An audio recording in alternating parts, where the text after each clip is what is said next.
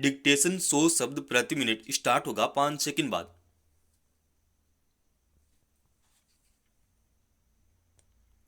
Start. पिछले कुछ समय से विदेशी मुद्रा भंडार में लगातार गिरावट का रुख बना हुआ है। बीते सितंबर में विदेशी मुद्रा भंडार 704.89 अरब डॉलर के अपने सार्वकालिक ऊंचे स्तर पर पहुंच गया था, मगर उसके बाद से अब तक करीब 48 अरब डॉलर की कमी दर्ज की जा चुकी है। शुक्रवार को समाप्त सप्ताह में विदेशी मुद्रा भंडार में 3.23 अरब डॉलर की कमी दर्ज की गई। अब वह 654.86 अरब डॉलर पर पहुंच गया है। इस सप्ताह विदेशी मुद्रा भंडार की सभी आस्तियों में गिरावट दर्ज की गई। इससे पहले 15 नवंबर वाले हफ्ते में 1998 के बाद सबसे बड़ी गिरावट दर्ज की गई थी। उस वक्त विदेशी मुद्रा भंडार 17.76 अरब डॉलर गिरकर 657.892 अरब डॉलर पर पहुंच गया था।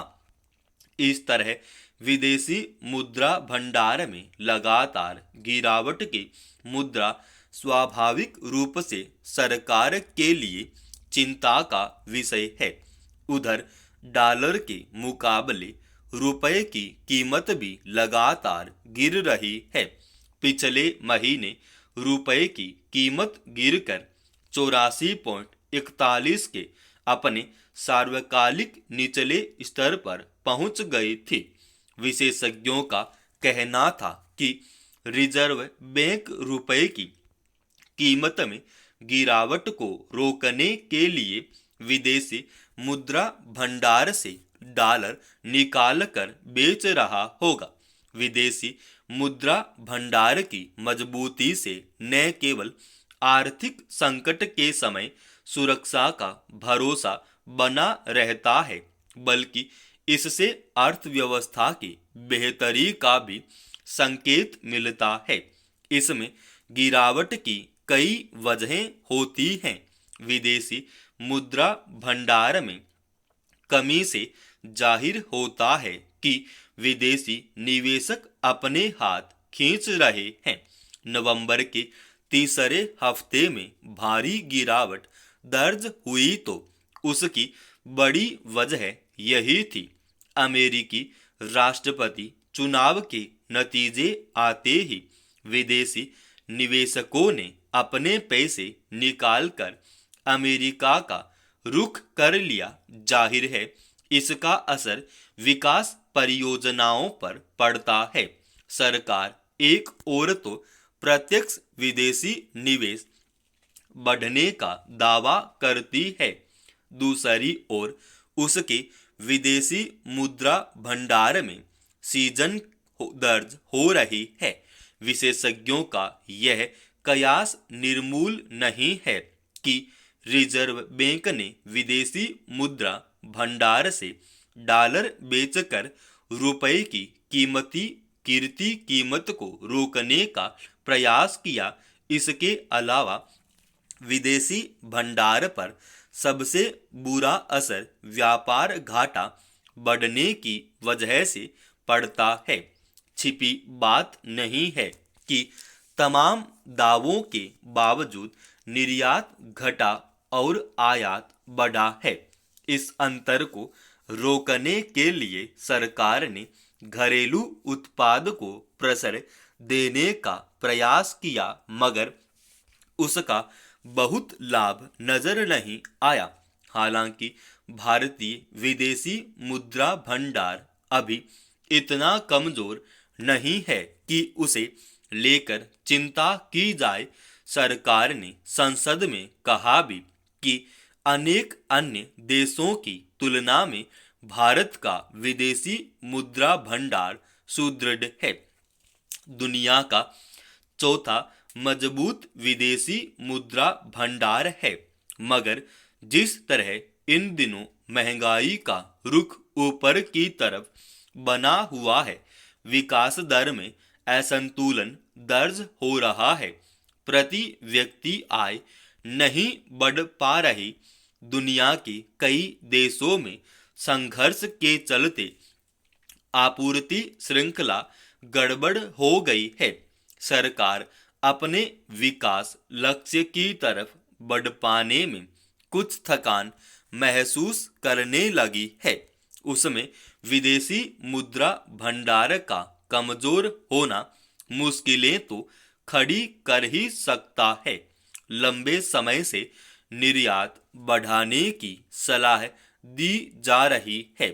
जब तक इस दिशा में बेहतरी नहीं आएगी, विदेशी मुद्रा भंडार की मजबूती को लेकर कोई दावा करना कठिन बना रहेगा। दिल्ली के विद्यालयों को बम से उड़ा देने की धमकियों का सिलसिला थम नहीं रहा है। शनिवार को एक बार फिर 6 विद्यालयों को बम से उड़ाने की धमकी ने एक ओर जहां सरकार के सामने चुनौती खड़ी कर दी है, वहीं आम लोगों के बीच इसका सीधा असर पड़ा है। ईमेल के जरिए भेजी गई इन धमकियों में जिस तरह की भाषा का इस्तेमाल किया गया है, उससे साफ है कि इसके पीछे कोई गहरी साजिश है।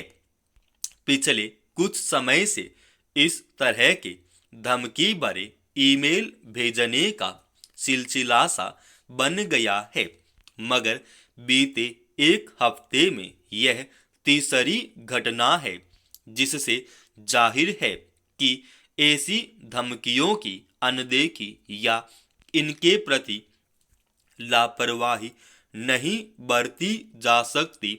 इनका मकसद लोगों में यह खौफ पैदा करना है कि उनके बच्चों के ऊपर खतरा मंडरा रहा है। हालांकि जांच के बाद सभी धमकियां फर्जी पाई गई, लेकिन सवाल है कि देश की राजधानी होने और आधुनिक तकनीकी के चरम विकास के दौर में इस तरह के अपराध और अपराधियों पर लगाम लगाना सरकार और पुलिस के लिए मुश्किल क्यों साबित हो रहा है।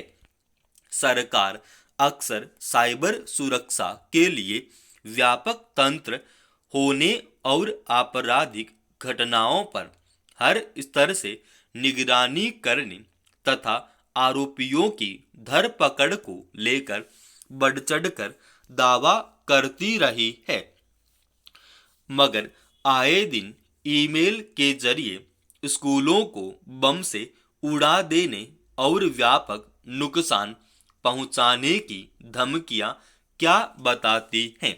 इसमें संलिप्त आरोपियों को तुरंत पकड़कर उनके खिलाफ ठोस कार्रवाई होती तो ऐसा करने वाले अन्य गिरोहों या आपराधिक तत्वों के लिए एक संदेश होता, मगर ऐसा लगता है कि ऐसी धमकियों को सहज माना जाने लगा है। यह ध्यान रखने की जरूरत है कि इन धमकियों के फर्जी होने के बावजूद इससे आम लोगों के भीतर एक अनावश्यक भय पैदा होगा। डिजिटल दुनिया के विस्तार के साथ ज्यादातर लोगों की पहुंच इस तक बनी है और इससे कई सुविधाएं भी हुई हैं, मगर साथ ही साइबर अपराधों का एक नया संजाल खड़ा हुआ है जिस पर समय रहते लगाम लगाना जरूरी है। अन्यथा ऐसी घटनाओं से उपजे खौफ के माहौल में आम लोगों का सहज रहना दूभर हो जाएगा। समाप्त। दोस्तों, रोजाना ऐसी एडवांस डिक्टेशन के लिए इस चैनल को आप अभी सब्सक्राइब कीजिएगा और आज के इस डिक्टेशन का पीडीएफ फाइल हमने हमारे Telegram channel study with HP Swami पर डाल दिया है।